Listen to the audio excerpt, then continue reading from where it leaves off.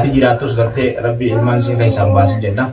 Warra gartee abbaa taatus ilmoo isaatii wajjin jiraatu haadhaa fi abbaalleen gaa wal addaa garaagarummaa kanuma qaban san haa ta'u garuu namni hafadhee utaanaan abbaas tahee haadhaas tahee ilmoo fi hajibbu hin jiru.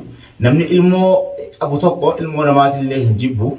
Ilmoo jechuun ilmoodhaa magantaadha. Ilmoo safaaxaa miti. Alhamdulillahi ilmoo jechuun rizqiidha ifiifuu mataa isiitiifuu. Assalaamu alaikum warahmatullahi ta'ala wabarakaatu. Daawwattoota fi kabajamtoota keenya ilmaan oromoo bakka jirtan hundi salaamanna keenya qoonni irraa isin biraa gooyenna inshaallah alhamdulillah. Alhamdulillah galata rabbiiti ilmaan kiyyaa hojii rabbii waliin nu deebisee alhamdulillah. Rabbiin jabaadha. Jabeenya isaatiin alhamdulillah yenna jinnaaf eebbisaadha baga rabbii walitti isin deebisee ilmaan keetii wajjiin baga rabbii wal isin garsiisee gammachuu ilmaan keetii baga qooddatee jaa gammachuun jee gammachuu teessanii rabbii walumaanuu warra amaduutu waliin gammadu rabbiin haa godhu alhamdulillah galata rabbiiti ilmaan kiyyaa akkanatti na bira tattaanii na biraa na wajjiin akkana boharuun isaanii hedduu na gammachiisa.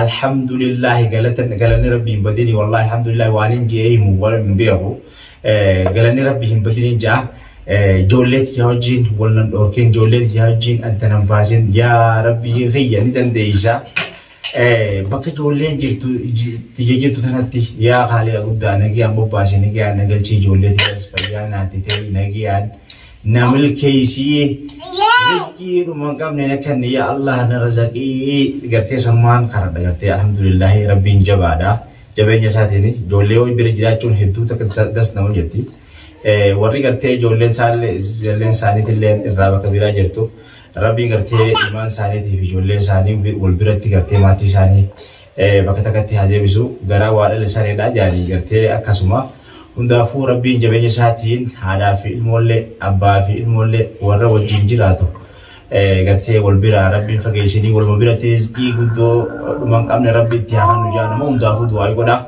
nullee nuti hundinuu namni gartee addunyaarra jiru fasilaa addunyaarra hin jirre amri rabbii itti dhuftee karaa fuula rabbii deeme rabbi itti haa araaramu haadha ta'us abbaa ta'us rabbi rahmata haa godhuufi warra gartee lubbuudhaan jiru haati jiraatus gartee rabbi ilmaan sii keessaan baasin jenna. Warra gartee abbaa taatus ilmoo isaatii wajjin jiraatu haadhaa fi abbaalleen gaa wal addaa garaagarummaa kanuma qaban san haa ta'u garuu namni hafadhee utaanaan abbaas tahee haadhaas tahee ilmoo fi hajibbu hin jiru. Namni ilmoo qabu tokko ilmoo namaatillee hin jibbu.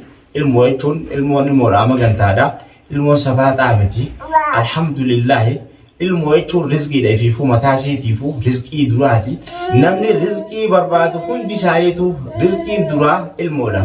Ilmoon alatti wanni maan gartee namaa qajeeltu takkallee jirtu rabbiin takkallee gartee alhamdulillah wal faana rabbiin gartee rizqii dhuman qabne nama hundaaf waa qabeenna hababaa dhugoo hababa furii gamas keessee yeroo. Ayo gamas keessee. Rifki kana kan ira? Baba ha, Freda, Baba, Salman, Habibi, yalla. Nyaachi sa ilmoo laa rizqii duraati. Rizqiin ilmoodhaan alatti ilfiifuu ilmoonuu rizqiidhaa isinii jee gabaabumattuu. Ilmoo jechuun wahuma kana jettee himtuu qabdu. Gammachuun qalbiirraa kaate rizqiilleen gartee bakka gammachuun jirtu rizqiin sanuu seentii. Bakka gammachuu hin jirre rizqiin jirtu ni baati namni hundi ni beeka islaamaas tahee hafadhees taate amantii fadhe tahee abbummaan fadheewu namni bakka gammachuu rizqiin bakka gammachuu jirtu seenti khayriin bakka gammachuu jirtu seenti hulummaan khayriidhaa hundi nufuu bakkuma gammachuu jirtu seenti hulaan gartee fitinaatii fi balaa wanni sheeyxaana bakkuma gammachuun hin jirre seenti wanni hundinuu wal fakkaattii jechuun hin ja'a. Haa ta'u garuu gammachuun bakka jirtu wannummaan hundinuu wal sii qixxaatti jireenyi wal sii qixxaata addunyaa akhirattillee rabbiin si rakkisu namni gartee khayrii isaa gammachuudhaan jiraate namni gammachuu qabu tokko khayrii sin dalagata namni gammachuu qabu tokko ajrii sin dalagata namni gammachuu qabu tokko sawaabaa sin dalagata namni gammachuu qabu tokko wahuma dhabee hin qabu rabbiif galata galchuu malee. Alhamdulillah ya rabbi balata galchuu malee ilmoo jechuun akkasii alhamdulillah rabbil aalamiin nama hundaa'u gartee warra ilmaan isaa bira hin jirre ilmaan isaatii fi ilmaan isaa hundaa'u gartee bakka jiranitti gammachuudhaan jiraachuudhaaf illee gammachuudhaan jiraachisuuf illee namoota ni fadha. Garuu ilmoo jechuun ilmoon safaataa miti. Alhamdulillah Rabbiin gartee naaf ilmaan kiyya kana wal nagarsiise hedduun gammada.